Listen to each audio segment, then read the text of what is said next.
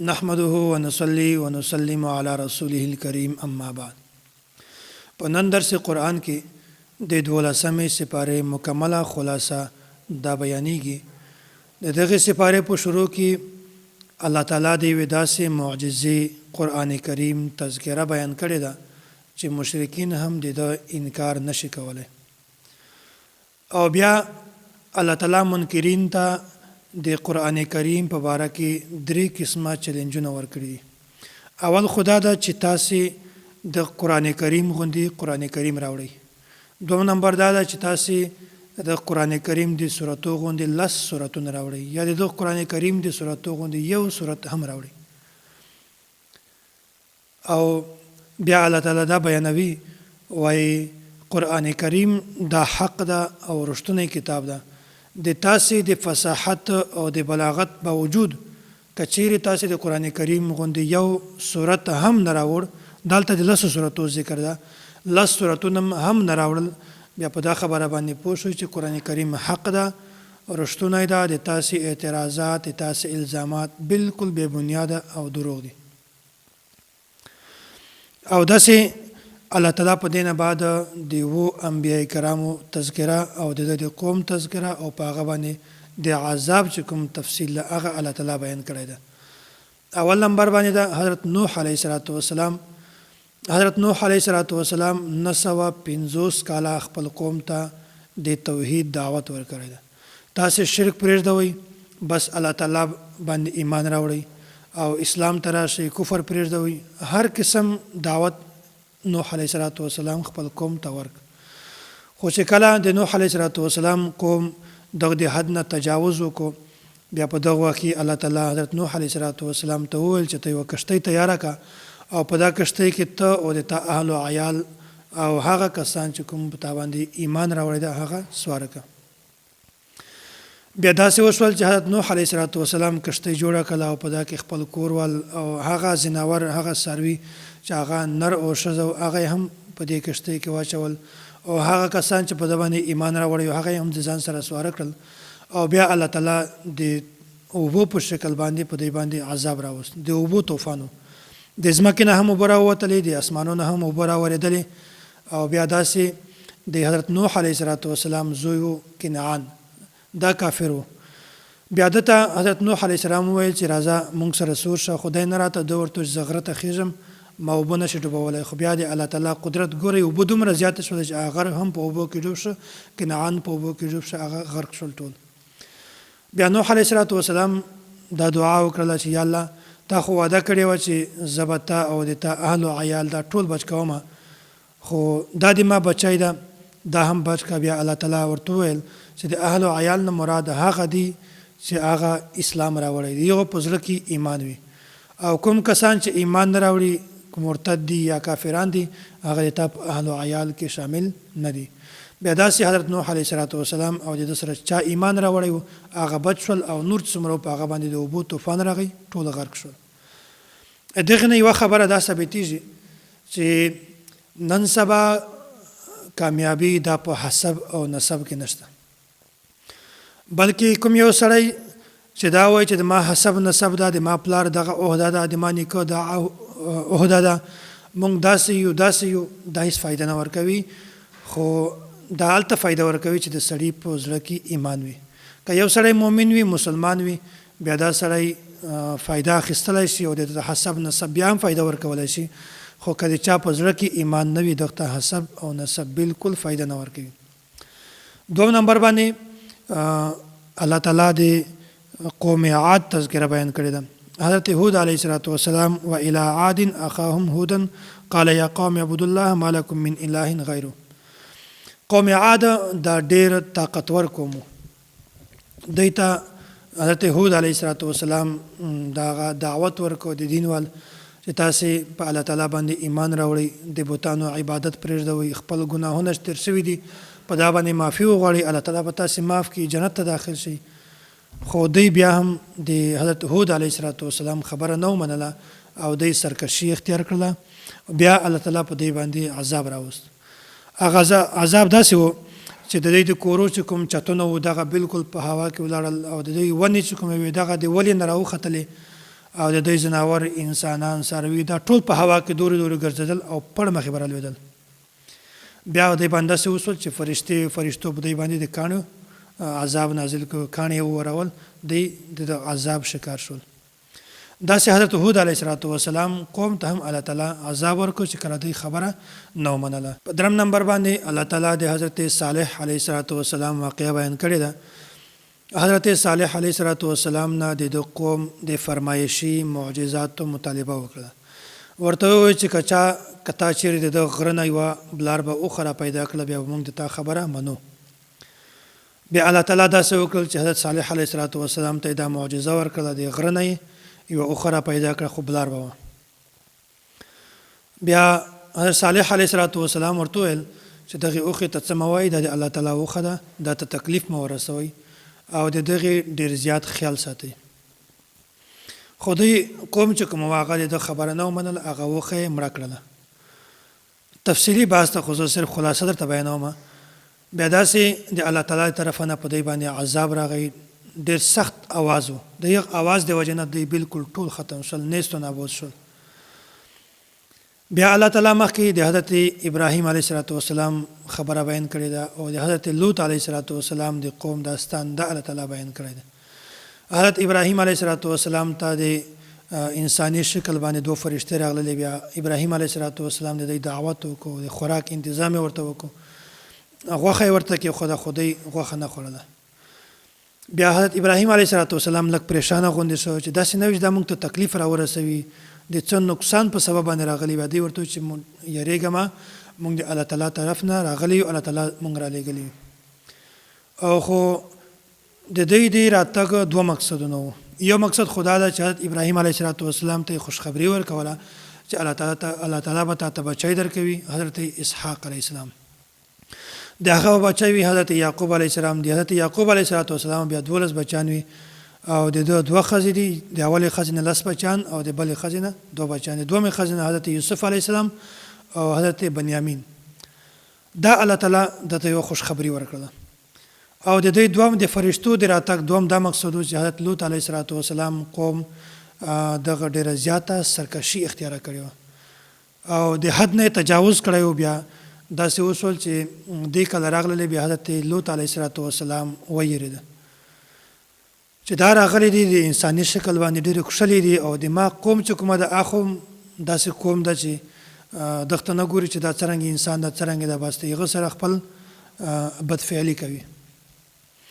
بیا حضرت لوط علیه السلام ډېر زیات وډار شو. فرشتو ورته وویل چې ډارېږه مه، ته او هغه کسان چې کوم د تا باندې ایمان راوړی ده هغه د کلي نه د شپې ووځي، خو د تا چې کومه ښځه ده هغه به دلته پرېږدي، هغه به ځان سره نه بیایي ځکه چې هغه کافره وه. نو دا خبره ما تېره درته کوي چې حسب او نسب دا د انسان د کامیابي ذریعه نه ده، بلکې ایمان د کامیابي ذریعه ده. حضرت نوح علیه السلام زوی کافر و خو مرتد ختم شو، هلاک شو، په هغه باندې عذاب راغی. دغسې د حضرت لوط علیه السلام چې کومه ښځه وه دا هم کافره وه، په دې باندې هم عذاب راغی. بیا داسې دا فرشتو ورته وویل چې د شپې ووځه او موږ فکر مه کوه، موږ د قوم باندې عذاب راولو.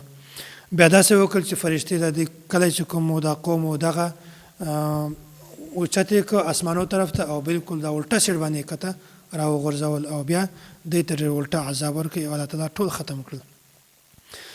بیا شپږم نمبر باندې الله تعالی د حضرت شعیب علیه السلام داستان بیان کړی ده.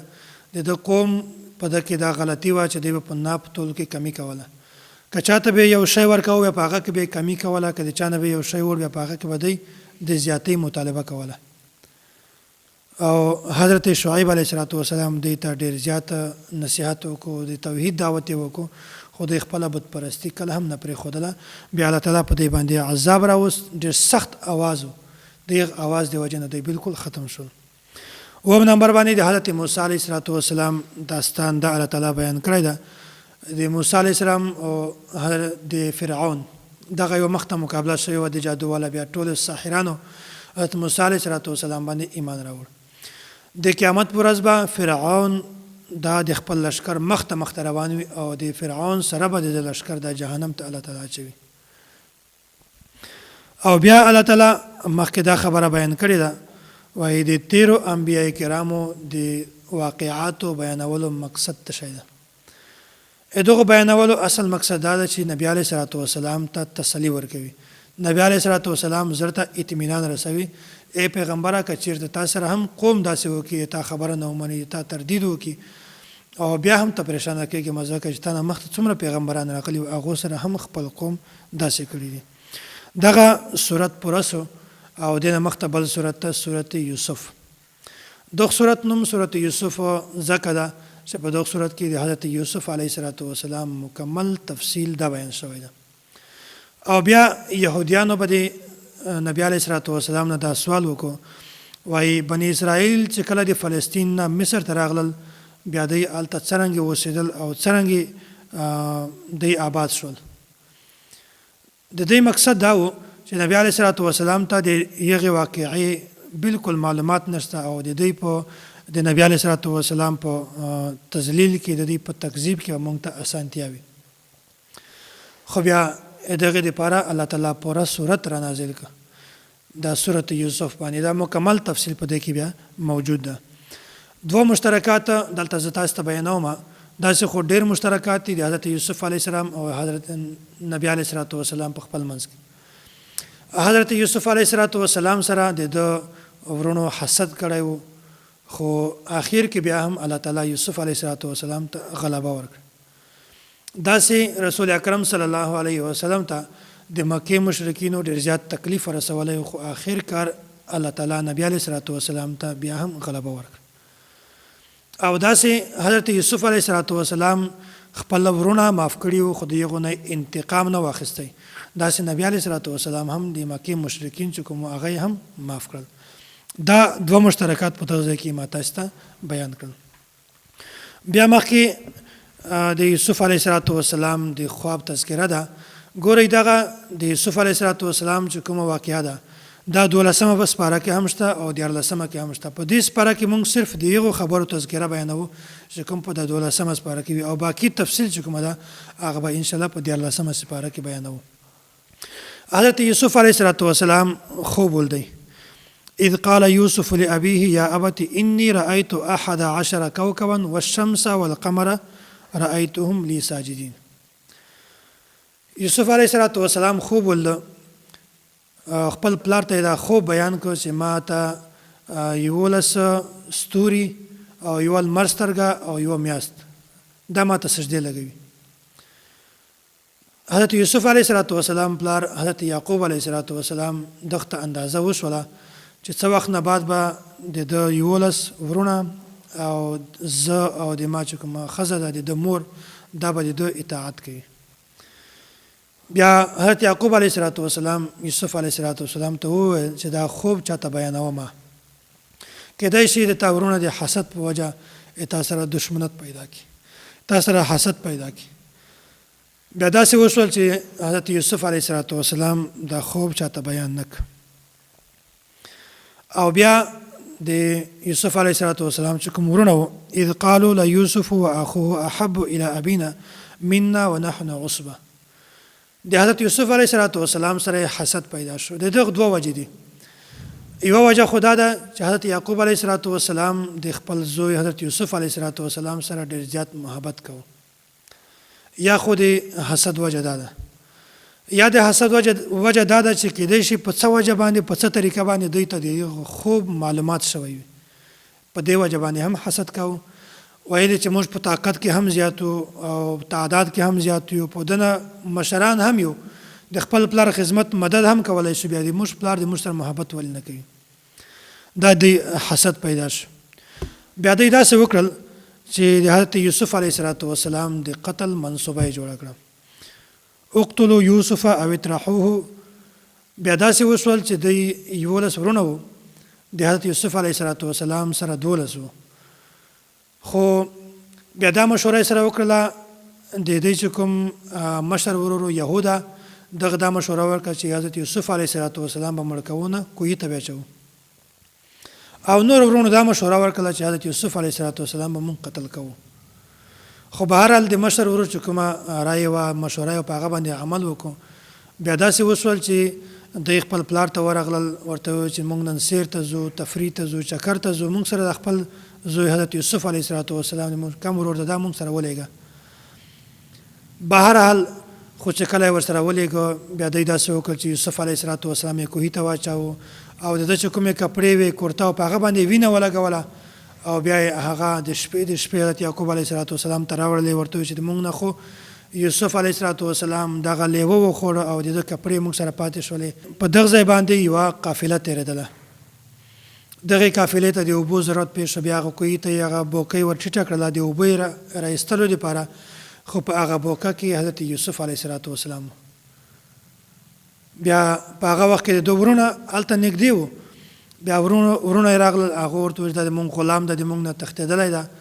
بهرحال 20,000 یا 40,000 دینار باندې یا درهمو باندې هغه خرڅ کړ. دی بیا بازار ته یوړ، مصر شهر ته یوړ. په هغه ځای کې عزیز مصر چې کوم هغه د دی نه د حضرت یوسف علیه السلام واخیستی. بیا حضرت یوسف علیه السلام پرورش دا د ده په کور کې و او زلیخا ته یې وویل چې دغه به ډېر زیات خیال ساتي، دا ډېر خاص سړی ده او بهرحال حسین هم و، د ده پرورش یې کاوه. بیا څه وخت راغی چې کله دی بلکل ځوان سو، بیا د ده چې کومه هغه وه ښځه وه د عزیز مصر، بیا هغه په یوسف علیه السلام باندې مینه شوله. بیا د دې د بدکارۍ اراده یې وکړله. بیا دروازې یې بندې کړلې، د بهر نه چې کوم اسباب و د رکاوټ ول هغه یې ټول بند کړل. بیا په هغه وخت کې داسې وشول چې یوسف علیه السلام الله تعالی بلکل صحیح سلامت دې نه بچ کړ. بیا مخته دا خبره وه چې یوسف علیه السلام منډه کړل، بیا په هغه پسې شاته زلیخا وه، د هغې منډې پسې واللې، خو د رانیولو دپاره یوسف علیه السلام شاته په دا کورته باندې راونیوی او کورته د ده پرېښوله. مخته بهر ته عزیز مصر ناست و. بیا زلیخا وروته، دی وروته، زلیخا ورته وویل چې یوسف علیه السلام داسې ده. بهرحال تهمت یې پرې ولګاوه. بیا په هغه ځای کې الله تعالی ګورئ د حضرت یوسف علیه السلام پاک دامني څرنګه بیان کړې ده. د دوی په کور کې یو بچی وړوکی بلکل ماشوم، د غږېدا لایق نه و، بلکل نه غږېدی، خو الله تعالی د حضرت یوسف علیه السلام د پاک دامني دپاره د ده خیال ساتلو دپاره هغه بچی چې کوم هغه ته یې د غږېدا صلاحیت ورکړ. او وړوکی ماشوم و خو هغه وغږېده. بیا هغه ورته وویل چې که چېرته دا کپړه د شا د طرفه نه پرې وي، بیا د زلیخا قصور ده، یوسف علیه السلام بلکل پاک دامن ده، بلکل صحیح ده، ګناهګار نه ده. بیا دغسې وشول چې الله تعالی د ده صفایي بیان کړه. د یوه بچي شهادت، بلکل وړوکی ماشوم خو د یو شهادت په وجه باندې الله تعالی د ده صفایي بیان کړله. بیا عزیز مصر زلیخا ته وویل چې ته د خپلو ګناه معافي وغواړه. بیا داسې و چې زلیخا چې کومه وه، وقال نسوة فی المدینة امرأة العزیز تراود فتاها. بیا دا کومې ښځې چې وې د مصر والې، بیا دغې حضرت دا زلیخا ته یې طعنې ورکولې چې ته په یو غلام باندې مینه شولې، غلام سره یې داسې بدفعلي اراده وکړله. بیا دې داسې وکړه چې یوه ورځ د دوی دعوت یې وکړي او بیا په دعوت کې پل فروټ مخته کېښودل او بیا تیرې چړې ورته کېښودلې. بیا داسې و چې دی حضرت یوسف علیه السلام ته وویل چې دی کله خوراک شروع کوي بیا به دی مخ ته تیر شي، امتحان د اخیستلو دپاره. بهرحال چې کله دی خوراک شروع کوه دی مخ ته تېرېده، بیا د دغو ښځو ورسوچ شو حضرت یوسف علیه السلام ته. بیا دی د یغ د حسن د وجې نه د خپل پل فروټ په ځای باندې خپلې ګوتې کاټ کړلې. بیا زلیخا ورته وویل چې اوس هم وکتل په څه وجه باندې تاسې ما باندې اعتراضات کوو چې دومره حسینه که غلامې حسن ده پکې او تاسې ګورئ د حسن د وجې نه تاسې خپلې ګوتې کاټ کړلې.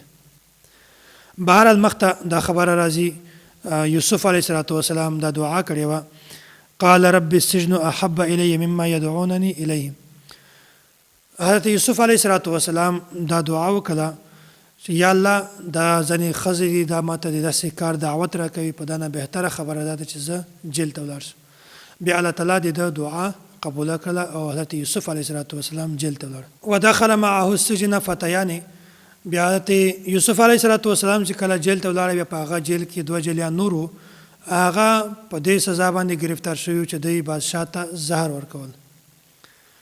او بیا داسې و چې دوی دوه کسانو بیا هغو دواړو خوبونه ولیدل. بیا حضرت یوسف علیه السلام ته یې خوب بیان کړ، یو دا خوب ورته بیان کړ چې زه انګور رانشتېزم او هغه اوبو شراب بادشاه ته ورکوم. او دوم خوب دال چې ما په سر باندې یوه د مړۍ والا ټوکرۍ ده، ډوډۍ والا ټوکرۍ ایښې ده او مرغۍ راځي د هغه نه خوراک کوي. یوسف علیه السلام خاول د توحید دعوت ورکوي او بیا خپل پیغمبرانه طریقه هغه اختیار کړله او ورته ووایي چې زه بیا تاسو ته جواب درکوم څه وخت نه بعد. بهرحال بغیر د تعیین نه دا جواب ورکړو چې تاسې که به یو کس ته پانسۍ ورکول کېږي او بل کس چې کومه ده هغه به بلکل ژوندی وي، بادشاه ته به شراب ورکوي. بیا داسې وشول څه وخت نه بعد چې کله تفصیل معلوم شو هغه کومه په سر باندې چې ټوکرۍ وه هغه قصه هغه شو، هغه ته یې پانسۍ ورکړله او بل کوم کس چې کوم ساقي چې هغه شراب ته بادشاه ته شراب ورکول هغه بلکل صحیح سلامت بچ. بیا چې کله هغه ساقي د دغه ځای نه واته بیا حضرت یوسف علیه السلام ورته وویل چې بادشاه ته د ما تذکره وکړه چې په جیل کې یو داسې بې ګناه جیلي هم شته، د هغې باره کې څه غور او فکر وکړه. بهرحال چې کله دا ساقي د دغه ځای نه واته بیا شیطان د ده نه دا خبره بلکل ویره کړله. بیا د وجې نه حضرت یوسف علیه السلام څو کاله په جیل کې تیر کړل. خو چې کله داسې وشول بادشاه خوب ولید وقال الملک انی ارى 7 بقرات سمان. بادشاه دا خوب ولید چې ما اوه غوا دي هغه بلکل غټې دي او بلکل صحتمنې دي او اوه داسې غوا دي چې هغه بلکل ډنګرې دي، ډنګرې غوا راشي هغه غټې غوا وخوري. بیا بادشاه د خپل قوم د باشندګانو نه پوښتنه وکړه دغه د خوب تعبیر، خو بهرحال چا هم تسلی بخش جواب نه کور. بیا په دې ځای کې هغه ساقي چې کوم ته حضرت یوسف علیه السلام د خوب تعبیر بیان کړی و هلته موجود و. بیا ده ورته وویل چې په جیل کې یو کس ته هغه د خوب تعبیر بیانوي، بلکل ټیک تعبیر بیانوي، روغتونی تعبیر بیانوي. بیا داسې وشول چې بادشاه حضرت یوسف علیه السلام مخ ته دا خوب بیان کړ او بیا هغه د خوب تعبیر حضرت یوسف علیه السلام ور وښود. ورته وویل چې په تاسې باندې به 2 کاله بلکل د خوشحالۍ والوي، پاکې به تاسې کاروبار کوئ، غنم به کوئ او د خپل ځان لپاره به سامان دا جمع کوئ، سټاک به جمع کوئ او بیا په تاسې باندې 2 کاله داسې راځي چې هغه بلکل د قحطسالۍ والوي. تاسې بیا چې 2 کاله کوم شی جمع کړی وي تاسې به هغه خورئ. بیا به چې کله 2 کاله بیا تیر شي بیا به الله تعالی باران نه وکړي او تاسې باندې بیا خوشحالي راشي. دا خوب تعبیر بادشاه ته ډېر خوند ورکړ. بیا داسې وشول چې بادشاه بیا د حضرت یوسف علیه السلام د رهایي متعلق او د خلاصوالي متعلق سوچ وکړو. بیا کسان یې ور ولېږل را ویې غوښته چې دا خو ډېر عظیم سړی دی، د دغه قدر کوئ، د دغه عزت کوئ. او بیا حضرت یوسف علیه السلام ورته وویل چې زه نه درځم، اول به د هغو ښځو تحقیق کوئ چې هغه خپلې ګوتې کټ کړې وي.